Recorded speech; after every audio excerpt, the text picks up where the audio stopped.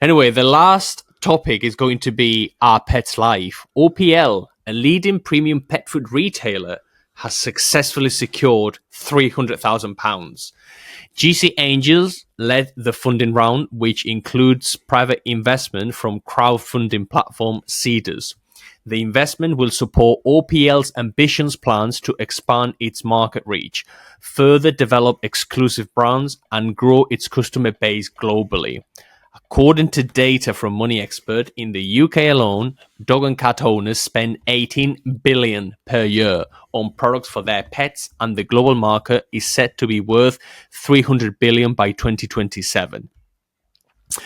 Founded in 2018 by Elliot Roxby, OPL is set to become a household name in the pet care industry, providing dog and cat owners with high-quality, innovative solutions that improve pet health and well-being. It offers a range of premium products through its 6 own brands and over 40 third-party brands, sold directly to consumers via its website and Amazon, as well as through approximately 2,000 pet shops worldwide, catering to all pets of all sizes. Growing from a bedroom startup with just £5,000 in seed funding, OPL has already made impressive strides, reaching £1 million plus of annual turnover business within 5 years. This success has been driven by its commitment to providing high-quality products and strong customer satisfaction. Elliot, founder of Our Pet's Life, said, "Coming from a working-class background, I always dreamed of building a business. I started the company from my bedroom, driven by a passion to create something truly special for pets and their owners. And it's been incredible to see how far we've come since those early days." Now, Ranveer Singh, investment manager at GC Angels, said that the pet product market is one we are really interested in. In 2023, Button Up Box, a UK tech-driven pet food brand, secured £280 million in funding from General Atlantic. This shows there's a real potential for a company like Our Pet's Life, to do similar. For those not familiar with the company, they are an online retailer. They are a reseller of products, and it seems to me like they want to be a bit like Chewy in the US. Now, let me tell you something, Clayton. This is an awful business to capitalize in my opinion. There is no moat. The level of access to the space is literally zero. They say they started with £5,000. That's all you need to compete, really. Yes, there are economies of scale because, and purchasing power because we go through them. But in my opinion, this is a terrible business idea. And I know this because a portion of the pet quarter is a shit business too. This is a shit business. It's retail. It's low margin. It's online. The margins are wafer thin. I mean, the net margin of Chewy is 3%.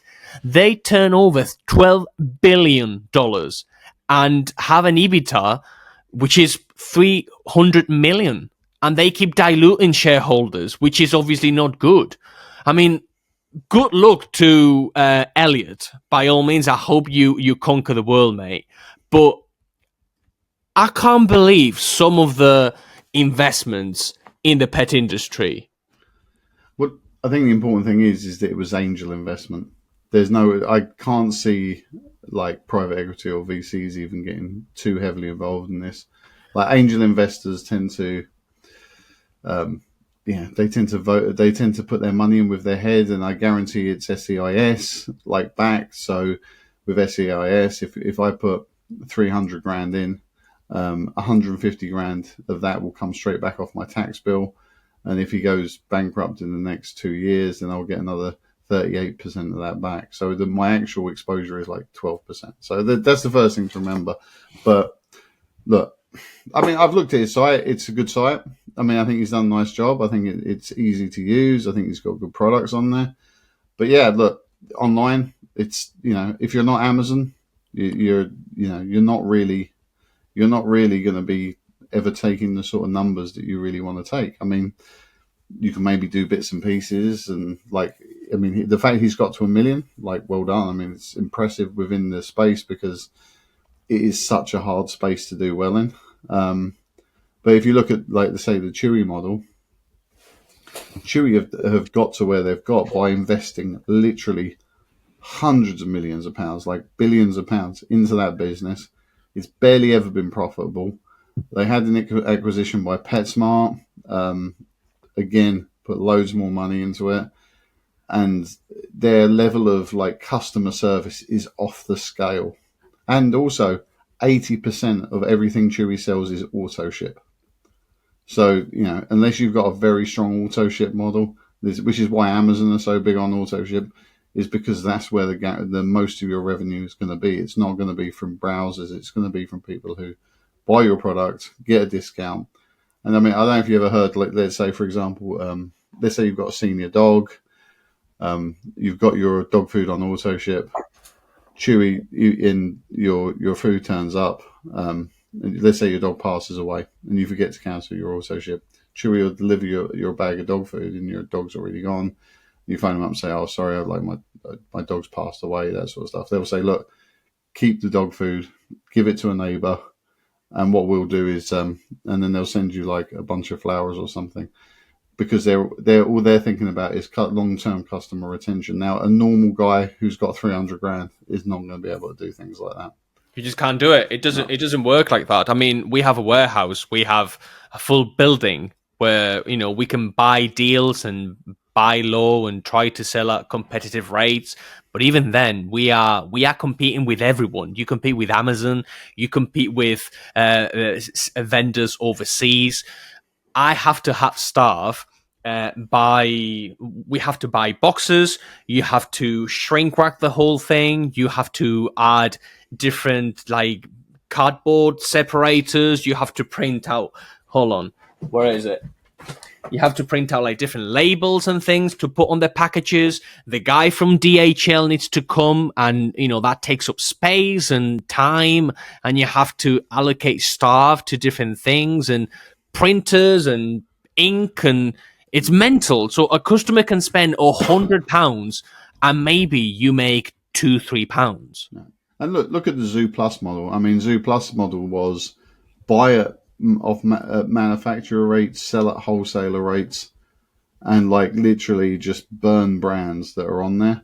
And like it worked, but I don't see people using Zoo Plus still to the same degree. I think people are just, Amazon just controls more and more of the market. And even in America with Chewy, they say all the new people coming into the market, they're Amazon customers. They're not Chewy customers, because people just want to shop on one channel. And I think it's a tough move. And like, I think, one thing he is doing well is obviously he's putting together his own brands. And I think that's a smart move, but I think it's still tough.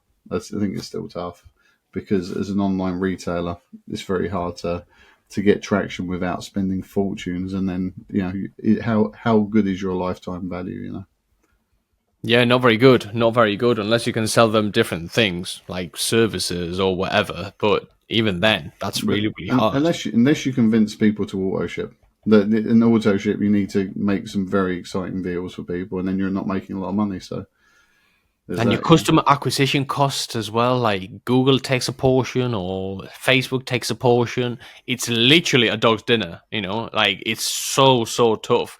People have no idea. You might spend like 200 quid on dog food or whatever, but we don't see much money at all. Just to give you an idea, like so, I used to advise brands as well as part of their online sales formatting is to try and push products like sales through Amazon. Don't push them through your own channel, because you need to ride the Amazon algorithm. Your own D2C website, yeah, okay, you might make more money on, but like most people, like I think it's something like 40 or 50% of people start their online shopping on Amazon. Because they have the guarantee. Like you order something from Amazon, it turns out to be a piece of crap. That they'll ring it. You press a button, they call you. You say this is a piece of crap. They send you a label. It's gone. Yeah. Do you know what I mean? You don't get that from a normal D2C website, and so yeah, look, it costs a lot of money to be on Amazon, but unfortunately, that's where it's at.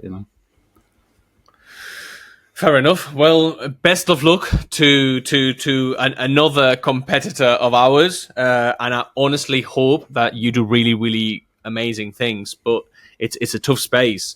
Let us know what you think, and we will see you. We'll see you in the next one. Thanks, man.